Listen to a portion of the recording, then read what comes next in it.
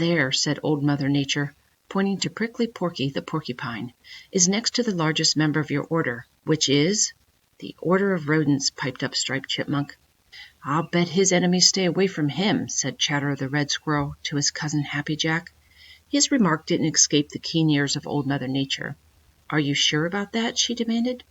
"Now there's Pekan the Fisher—" She was interrupted by a great rattling on the old stump, and everybody turned to look, and there was Prickly Porky backing down as fast as he could, which wasn't fast at all, but he was rattling his 1,000 little spears as he did so. It was really very funny. Everybody had to laugh, even Old Mother Nature. You see, it was plain that he was in a great hurry, yet every movement was slow and clumsy. "Well, Prickly Porky, what does this mean? Where are you going?" demanded Old Mother Nature. Prickly Porky turned his dull-looking eyes toward her, and in them was a troubled, worried look. "Where's Pekan the Fisher?" he asked, and his voice shook a little with something very much like fear.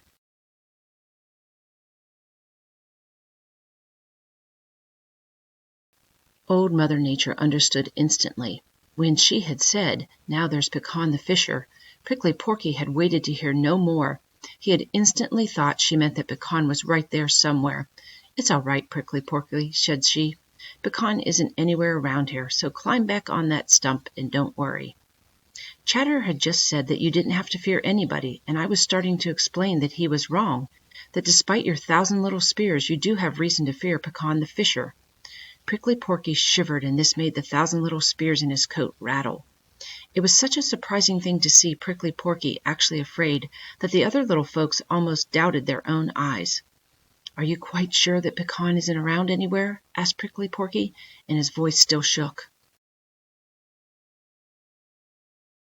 "Oh, I'm quite sure," replied Old Mother Nature. "If he were, I wouldn't allow him to hurt you. You ought to know that.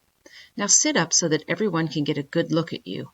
Prickly Porky sat up, and the others gathered around the foot of the stump to look at him.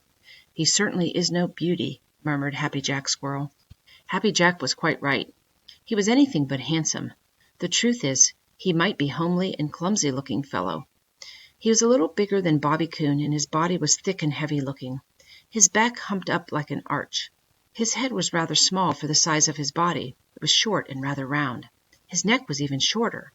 His eyes were small and very dull. It was plain that he couldn't see far, or clearly, unless what he was looking at was close at hand. His ears were small and nearly hidden in hair. His front teeth, the gnawing teeth, which showed him to be a rodent, were very large and bright orange.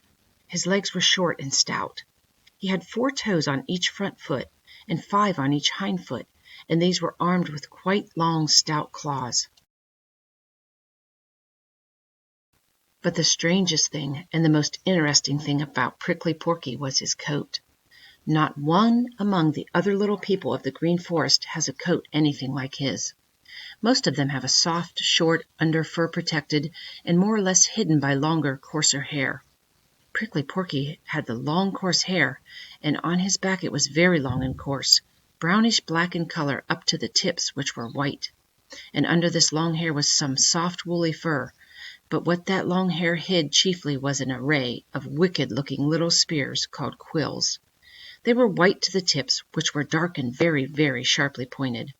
All down the sides were tiny barbs, so small as hardly to be seen, but they were there just the same.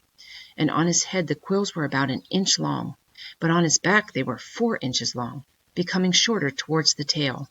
The latter was rather short, stout, and covered with short quills. As he sat there on that old stump, some of Prickly Porky's little spears could be seen peeping out from the long hair on his back, but they didn't look particularly dangerous. Peter Rabbit suddenly made a discovery. "Why," he said, "he doesn't have any little spears on the underside of him." "I wondered who would be the first to notice that," said Old Mother Nature. "No, Prickly Porky hasn't any little spears underneath, and Pekan the Fisher has found that out. He knows that if he can turn Prickly Porky on his back, he can kill him without much danger from the spears, and he's learned how to do that very thing. That is why Prickly Porky is afraid of him. Now, Prickly Porky, climb down off that stump and show those little folks what you do when an enemy comes near." Grumbling and growling, Prickly Porky climbed down to the ground. Then he tucked his head down between his front paws, and suddenly the 1,000 little spears appeared all over him, pointing in every direction until he looked like a giant chestnut burr. Then he began to thrash his tail from side to side. "What is he doing that for?" asked Johnny Chuck, looking rather puzzled. "Go near enough to be hit by it, and you'll understand," said Old Mother Nature dryly. "That is his one weapon. Whoever is hit by that tail will find himself full of those little spears, and will take care to never go near Prickly Porky again.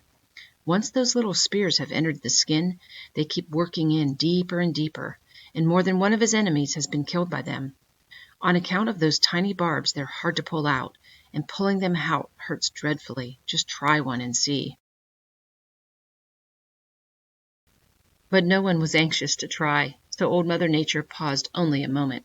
"You will notice that he moves that tail quickly," she continued. "It's the only thing about him which is quick. When he has a chance, in time of danger, he likes to get his head under a log or rock instead of putting it between his paws as he is doing now. Then he plants his feet firmly and waits for a chance to use that tail." "Is it true that he can throw those little spears at folks?" asked Peter.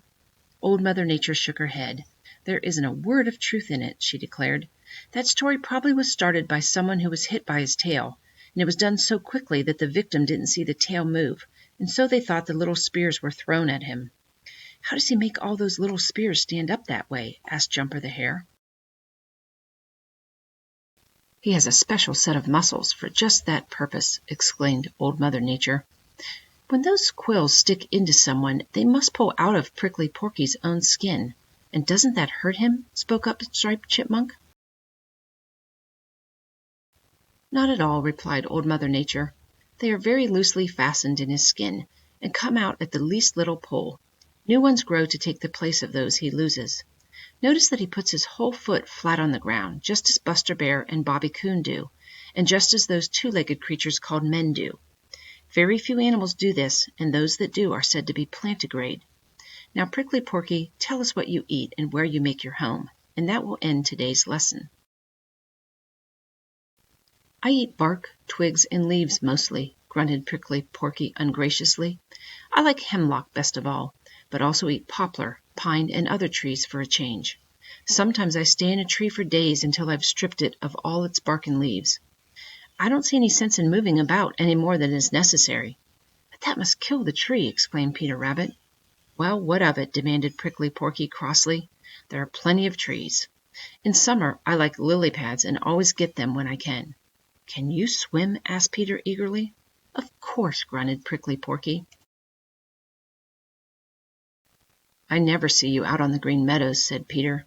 "And you never will," retorted Prickly Porky. "The Green Forest for me every time. Summer or winter, I'm at home there." "Don't you sleep through the cold weather the way Buster Bear and I do?" asked Johnny Chuck. "What should I sleep for?" grumbled Prickly Porky. "Cold weather doesn't bother me. I like it. I have the Green Forest pretty much to myself then. I like to be alone. And as long as there are trees, there's plenty to eat. I sleep a great deal in the daytime because I like night best." "What about your home?" asked Happy Jack. "Home is wherever I happen to be most of the time, but Mrs. Porky has a home in a hollow log or a cave or under the roots of a tree where the babies are born. I guess that's all I've got to tell you." "Well, you might add that those babies are big for the size of their mother, and have a full supply of quills when they are born," said Old Mother Nature. "And you forgot to say how fond of salt you are, and how often this fondness gets you into trouble around the camps of men. Your fear of Pekan the Fisher we all saw.